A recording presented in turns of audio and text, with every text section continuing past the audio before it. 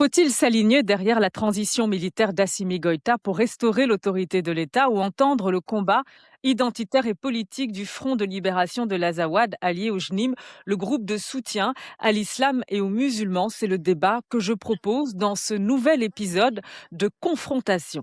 Bonjour à tous, bonjour Drissa Meminta, vous êtes blogueur, militant malien, et face à vous, bonjour Mohamed Agamedou, vous êtes journaliste malien et militant Touareg, et je vous remercie tous les deux d'avoir accepté cette confrontation. Merci à vous Drissa également. Oui. Meminta, vous êtes au Mali, je commence avec vous, avec l'atmosphère qui règne en ce moment à Bamako et ces deux annonces. D'abord, pourquoi le ressortissant français Yann Vézilier a-t-il été condamné à 20 ans de réclusion criminelle pour atteinte à la sûreté de l'État? Pourquoi son accréditation par l'ambassade de France et son statut de diplomate, comme l'affirme Paris, n'ont pas conduit la justice malienne à l'expulser? Merci beaucoup pour l'invitation encore une fois de plus. Je pense que d'habitude, les espions sont expulsés lorsqu'ils se limitent seulement à des opérations d'espionnage. Mais Yann Vézilé ne s'est pas arrêté seulement aux opérations d'espionnage, il a participé ou même initié une opération de déstabilisation du Mali. Donc, il a été arrêté pour ça et non pas pour simple espionnage. Donc, comment dire là, pour avoir participé ou même organisé la déstabilisation du Mali, il a été arrêté et jugé. Je pense que partout où un espion va s'adonner à des opérations de déstabilisation d'un pays, on va l'arrêter. Ce n'est pas le Mali seulement. Alors, la France dénonce une violation quand même de la Convention de Vienne de 1961 qui protège les diplomates. Drissa Oui, Meminta. cette convention protège les diplomates et non les déstabilisateurs. Lorsque le diplomate se limite à sa mission de diplomatie, il est protégé. Mais lorsqu'il sort de ce carcan pour s'adonner à des opérations de déstabilisation, il est tout simplement arrêté. Et cette convention ne peut pas protéger quelqu'un qui projette de faire des attentats ou faire des coups d'État contre un pays. C'est pas possible. Est-ce qu'il y a des éléments concrets concernant les accusations de déstabilisation? Oui, il y a des éléments concrets. Pour la petite histoire, ce Yann Vézilier se promenait ici à Bamako dans des grains pour aller voir des gens qui étaient frustrés en leur proposant son aide pour mener des actions. Moi-même, j'ai été en contact avec une dame qui a été en contact, bien sûr, avec Yann Vézilier. Et cette dame m'expliquait que Yann Vézilier lui a effectivement proposé son aide. Donc, je pense que ça, c'est clair. Mohamed Agamedou, comment vous analysez justement la situation de ce diplomate français qui a été condamné par la justice malienne? Bon, je vais d'abord vous saluer, vous remercier de m'avoir invité et aussi de saluer mon co-débatteur. Donc, voilà, et j'espère avoir un débat pédagogique. Donc, voilà. Donc, en ce qui concerne les diplomates, dans toutes, dans toutes les ambassades du monde, il y a toujours un ou deux diplomates qui sont des agents de renseignement. Euh, Même le Mali avait deux agents de renseignement à Paris, ici, en France, euh, ont été, il a été constaté qu'ils ont commis des actes de subversion en France. Par exemple, beaucoup de personnes ont été payées pour frauder au niveau de la RATP à Paris et qu'ils ont donné des adresses de personnes qui sont contre le régime malien et que la police a fait ses enquêtes et que il s'est avéré que ces personnes ont été utilisées par les agents de l'ambassade du Mali. Donc, euh, ils ont été, euh, il leur a été demandé de partir. Et cette condamnation de Yann Végilier montre à suffisant que le Mali a sa souveraineté. Vous voyez, le Mali a sa souveraineté. Ils ont condamné un diplomate français, alors que les critiques vont à l'encontre de la France. Il y a toujours des critiques, mais s'il a été pris en commettant des délits, il a été enfermé et il a été longtemps incarcéré, ce qui est contraire à la constitution malienne. Au bout de 72 heures, normalement, un détenu doit comparaître devant un juge. Et il a fait presque 10 mois ou bien 11 mois, et il a été jugé et il a été condamné à 20 ans. Donc, cela montre à suffisance que le Mali a sa souveraineté. Donc, et cela montre aussi la dégradation du climat d'entente diplomatique entre ces deux pays. Mmh. Alors c'est vrai que, Yann Vézilier a été, arrêté à Bamako en août 2025. Juste, pour terminer là-dessus, Drissa Meminta, c'est vrai que Paris affirme qu'il était en mission officielle accréditée auprès de l'ambassade de France. Dans ce contexte-là, compte tenu de son statut, est-ce que, les autorités maliennes, la justice malienne aurait dû, entamer des discussions avec, les parties françaises concernées justement pour permettre son expulsion et permettre à la justice française de suivre le dossier? Je vous dis encore une fois de plus, euh, lorsqu'un diplomate est accrédité auprès d'un pays, il doit se limiter à des activités de diplomatie. Et si ce diplomate est sous couverture et qu'il est espion, lorsqu'il est pris en train de faire des espionnages, c'est-à-dire espionner l'armée, espionner les industries ou chercher des informations, lorsqu'il est pris en train de faire ceci, la plupart des cas, il est expulsé. Mais ce Yann Vézilier n'était pas en train de faire ça. Je vous rappelle encore que ce Yann Vézilier était à la base d'une opération de déstabilisation. Donc, la justice, son boulot, ce n'est pas de faire de la diplomatie. La justice est là pour juger, pour poursuivre. Ce n'est pas à la justice de chercher à rentrer en contact avec la France ou autre. La justice, son rôle, c'est de juger, c'est de poursuivre. Maintenant, il a été poursuivi, il a été jugé. Le reste, la diplomatie peut prendre le relais s'il y a des négociations ou pas, s'il y a d'autres choses ou pas. Mais ce n'est pas à la justice d'aller négocier quoi que ce soit. Voilà. Alors, outre cette recondamnation du diplomate français, la transition a fait une autre annonce. Elle a mis à prix la tête de plusieurs chefs, dont celle du JNIM, chef de groupes armés, dont celle du JNIM, Iyad Ghali. Cet appel à chasser les chefs de groupes armés et terroristes est-il responsable, Drissa Meminta, vis-à-vis des populations?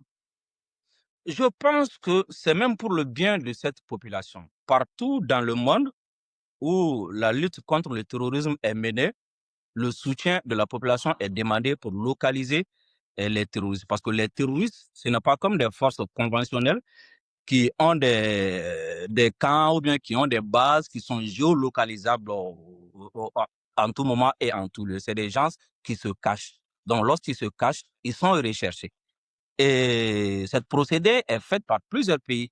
Les États-Unis le font. D'ailleurs, le terroriste qui a été neutralisé par le Mali, qui est Abu Uzaifa, était recherché par les Américains et sa tête était mise à prix. Et on se rappelle également que la Turquie avait également proposé des récompenses pour celui qui arrivera à donner des informations ou arrêter Bayar Kimongo. La somme, c'était 214 000 euros. Donc, ça se passe, c'est pour amener la population à contribuer parce que ces terroristes-là, ils se cachent. Et lorsque ces terroristes-là agissent, ils font mal à cette population. Donc, si la population peut contribuer à leurs arrestations ou à leur neutralisation, je pense que c'est une bonne chose. Et motiver également les citoyens à rechercher ces terroristes-là, je pense que c'est une bonne chose et ce n'est pas la première fois et ce se passe un peu partout dans le monde. Mmh. Mais, je veux dire, opposer la population aux terroristes, c'est pas mettre en danger justement les Maliens et les Maliennes aussi? Au contraire, ce ne sont pas les autorités qui ont opposé la population aux terroristes, mais c'est les terroristes qui attaquent la population.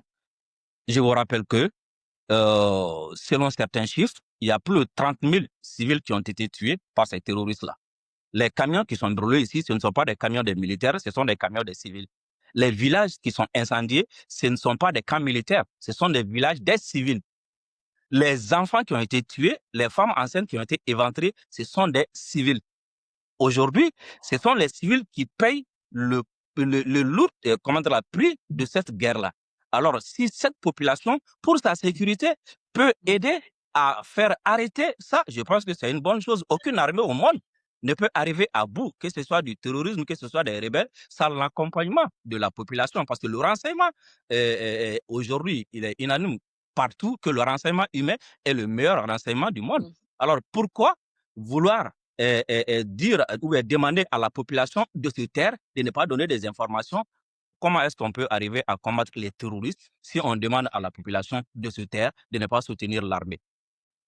Alors, Mohamed, Agamedou, vous avez posté, vous, sur les réseaux sociaux des messages tournant cet appel, de la transition en dérision. Que signifie cet appel, pour vous? Il y a quelques mois, il y a eu des mises à prix contre les mêmes personnages. Et là, ça revient.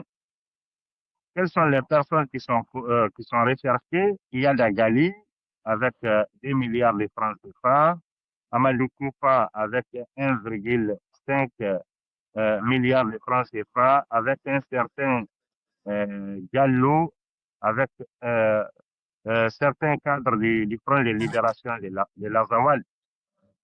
Moi, je pense que c'est pour maintenir la pression sur les, euh, les, les, les ennemis du régime en place, mais est-ce que cela aujourd'hui pourra, c'est-à-dire euh,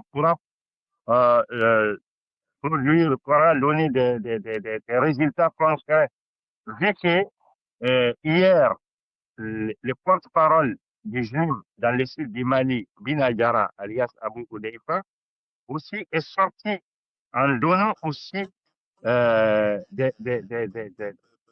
primes sur certaines personnes, comme Assimi Goïta, où il dit toute personne qui va localiser là où il est et les donner à nos commandos, il aura 2 millions d'euros. Et aussi l'un des chefs des, des, des, des, des, des- du service de renseignement malien et son adjoint, c'est-à-dire le général Malik Diko, lui, c'est 1 million d'euros. Son adjoint, je pense, colonel Lassana Diallo, lui aussi, c'est 1 million d'euros. Ils ont mis 1 million d'euros sur sa tête. Moi, je pense que ces choses-là devraient exister depuis très longtemps, depuis les années 2000, où nous, par exemple, moi, je suis de la région de Tombouctou, où le terrorisme, il a commencé contre nos populations, où Donc on vous a dites, Mohamed, attendez Mohamed, vous dites que donc la mise à prix, de la tête de plusieurs chefs de groupes armés terroristes, c'est une bonne chose? pour les terroristes, oui, mais Mmh. pour le front de libération de l'Azawad, qui sont une partie malienne, qui sont les opposants au régime, et je ne pense pas que c'est une bonne chose.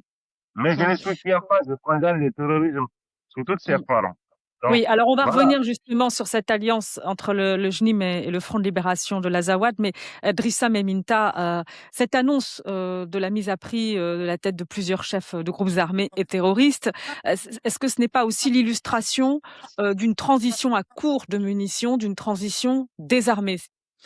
Je pense qu'il faut d'abord connaître les armes qu'il faut pour combattre le terrorisme, hein. Le terrorisme ne se combat pas comme une guerre classique. Comme je vous le disais, c'est des gens qui sont cachés souvent parmi la population dans des forêts, dans des grottes. Donc, si d'autres pays le font, parce que c'est une arme également pour combattre les terroristes. Si c'était une guerre où les camps étaient face à face, on n'aurait plus besoin de ça. Mais nous sommes face à des gens qui se cachent souvent parmi la population dans des grottes ou ailleurs. Donc, pour les combattre, je pense que c'est un moyen qui est offert à tous les États de combattre le terrorisme contre, parce que c'est avoir du renseignement, rechercher les terroristes et faire participer les citoyens à la lutte contre le terrorisme en leur demandant de fournir du renseignement. Donc moi, je pense que ce n'est pas une faiblesse de l'armée ou bien une faiblesse du régime en place. Mohamed disait que pour les terroristes, oui, mais pour certains cadres du FLA, moi je pense qu'aujourd'hui, il faut qu'on soit d'accord sur quelque chose. Un terroriste et celui qui se met avec lui sont tous des terroristes. Ça, quand même, il faut que les gens soient d'accord sur là-dessus. Il est demandé à tout le monde, ce n'est pas moi qui le dis, hein, ce sont même les Nations Unies qui demandent à ce que tout le monde se démarque des terroristes. Alors, lorsqu'on annonce officiellement une alliance avec un groupe terroriste, je ne sais pas comment est-ce qu'on peut appeler quelqu'un qui s'allie aux terroristes pour attaquer.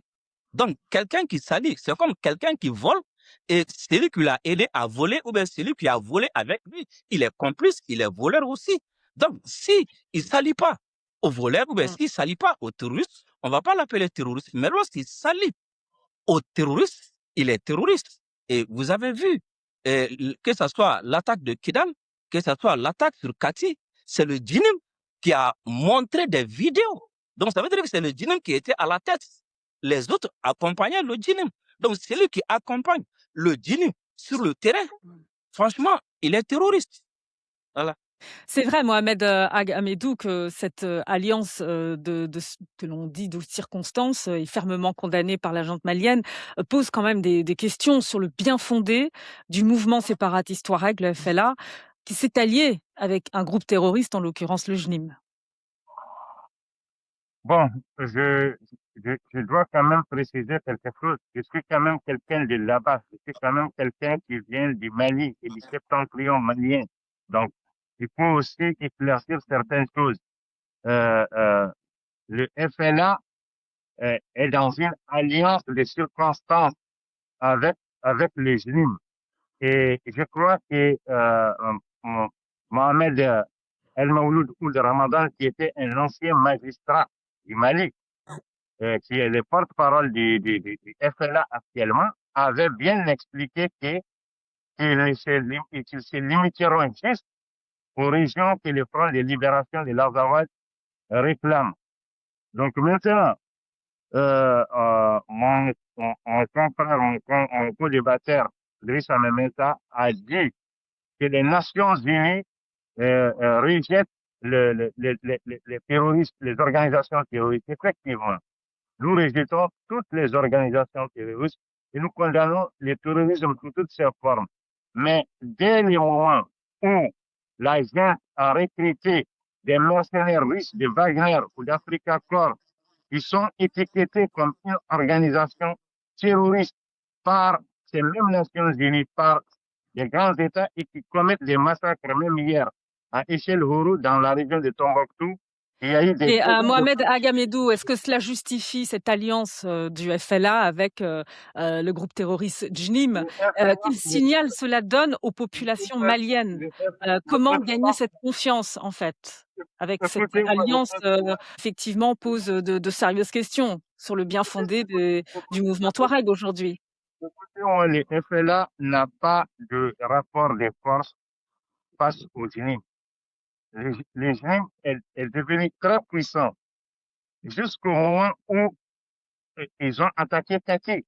Richard vient de le dire. Ils ont tué le ministre de la Défense. Le JNIM est très puissant aujourd'hui. C'est Donc, l'acteur le plus... l'attaque de la résidence de Sadio Camara s'est réalisée sans l'accord du FLA. C'est ce que vous dites. Je ne sais pas. Moi, je dis seulement que le JNIM est très, très puissant et ceux qui sont responsables du fait que le JNIM est devenu fort, c'est ce même régime qui est à Bamako. Et c'est ce même régime, aussi, je n'ai pas terminé mon argumentaire. C'est un régime issu d'un coup d'État qui a recruté une organisation terroriste qui tue les Maliens. Et c'est ça qui a fait que tout est parti en cacahuète, tout est parti en vrille. À un moment, lorsque Assimi Goïta est venu au pouvoir, il avait toutes les cartes en main en ce qui concerne la paix. Mais il faut se demander aujourd'hui, pour comprendre la situation, quelles sont les caractéristiques réelles de ce qui nous a amenés dans cette situation au Mali. Drissa Maminta, vous répondez? Je pense que Mohamed reconnaît que le FLA s'est allié au JINIM.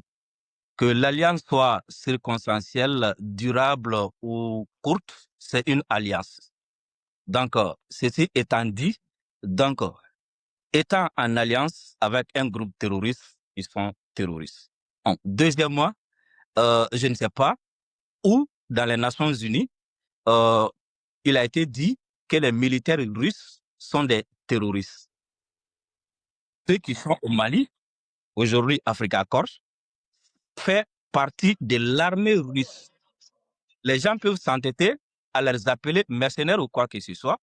Ils sont partie de l'armée russe et ils sont gérés par le ministère de la Défense de la Russie.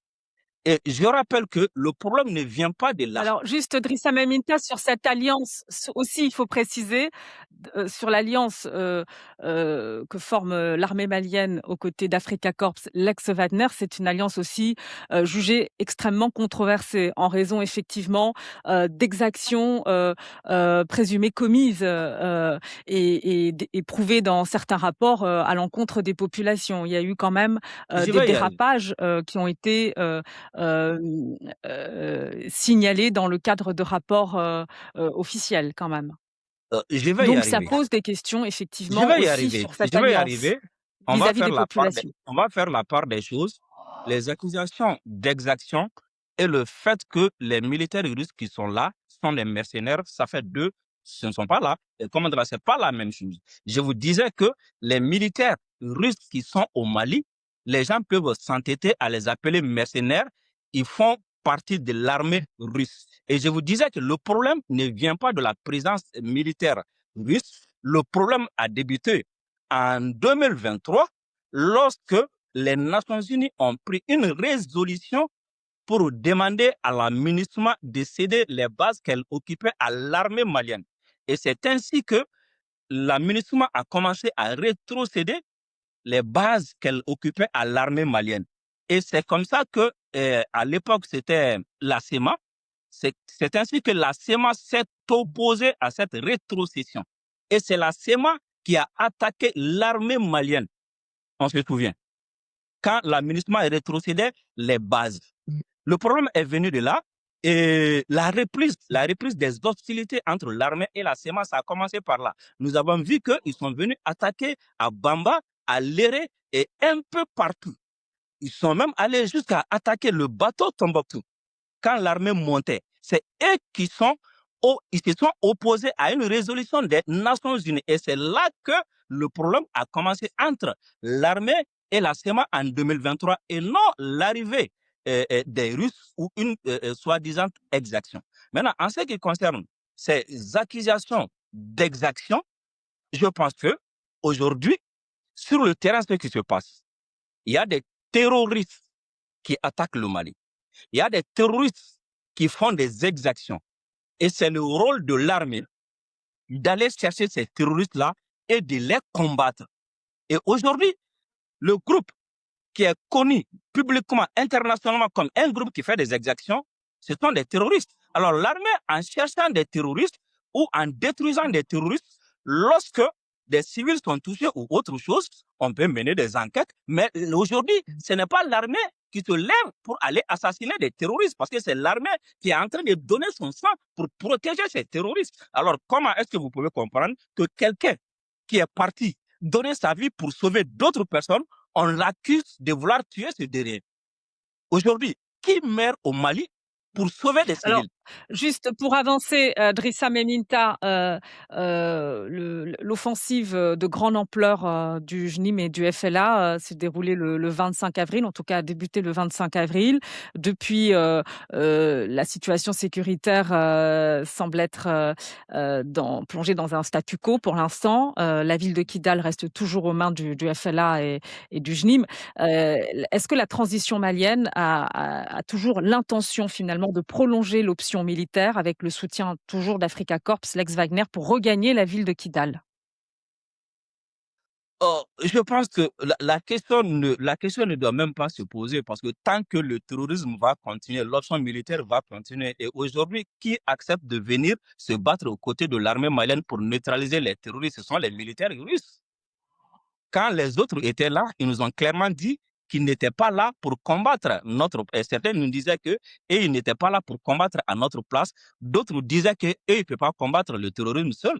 Donc aujourd'hui, ce sont les militaires, ou bien ce sont la Russie qui a accepté de venir auprès du Mali combattre le terrorisme. Alors pourquoi voulez-vous que le seul pays aujourd'hui qui a accepté d'envoyer ses militaires venir donner leur vie pour nous aider à neutraliser les terroristes, pourquoi voulez-vous qu'on les renvoie? Pourquoi? Alors justement, les Africa Corps, avait évacué, une ville du nord du Mali justement, à la faveur d'un accord avec, les groupes armés. Il faut aussi le rappeler et dans un message, a déclaré que Kidal n'avait aucune importance stratégique. Est-ce que c'est l'avis d'Assimi Goïta?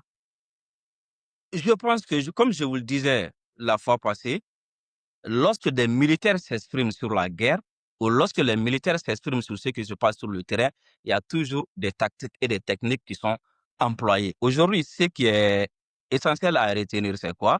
Dans la région de Kidal, aujourd'hui, l'armée malienne et l'armée russe sont présentes dans deux villes. Ils sont là-bas. Et aujourd'hui, les frappes continuent sur des terroristes à Kidal.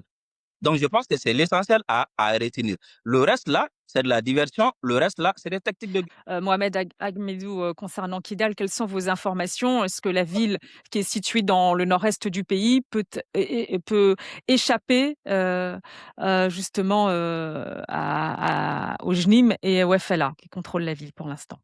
Bon, permettez-moi de rebondir un peu par rapport à ce que mon confrère et compatriote a dit. Euh, Par rapport au déclenchement des affrontements. Il faut rappeler que les acteurs de la crise malienne de 2012, la coordination des mouvements de l'Azawad, l'État malien, ainsi que les mouvements d'autodéfense faisaient partie, étaient les acteurs.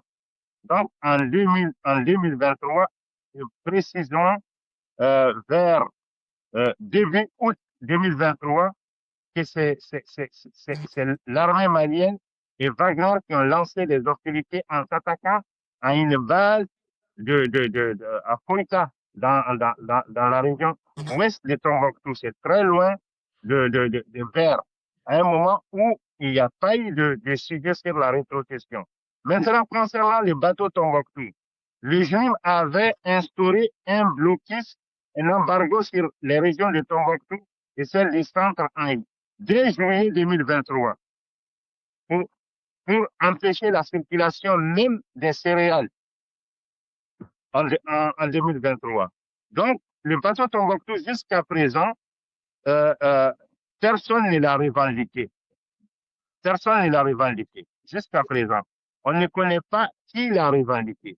Maintenant, euh, euh, mon frère vient de dire qu'ils sont en train de bombarder les terroristes à Kidal. Moi, je pense qu'il faut revoir, il faut bien regarder ce qui se passe réellement.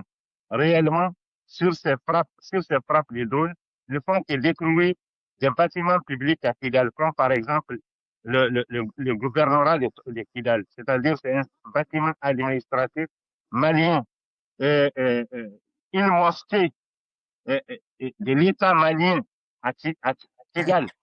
Donc, aujourd'hui, qu'est-ce qui a amené le pays dans cette situation? C'est que les acteurs de la crise, c'est que l'accord n'a pas été appliqué. Donc, les acteurs se sont rétractés. En 2024, ils se sont rétractés pour avoir une nouvelle dénomination dans laquelle ils ont intégré la terminologie et revendication de l'indépendance. Le 17 avril 2024, il y a eu un affrontement entre les Juifs et les FLA au nord des Nara. Au nord des Nara. Et ça a été une victoire, malheureusement, des Juifs. Donc, c'est ça qui a fait que les FLA n'a pas accepté ce que Ibeka a accepté. Est-ce que vous comprenez? Ibeka, quand Ibeka était là, le régime en place avait accepté que les terroristes occupent toute la région de Kidal, une partie de Tombouctou, une partie de Gao, une partie de Menaka et d'autres se baladent.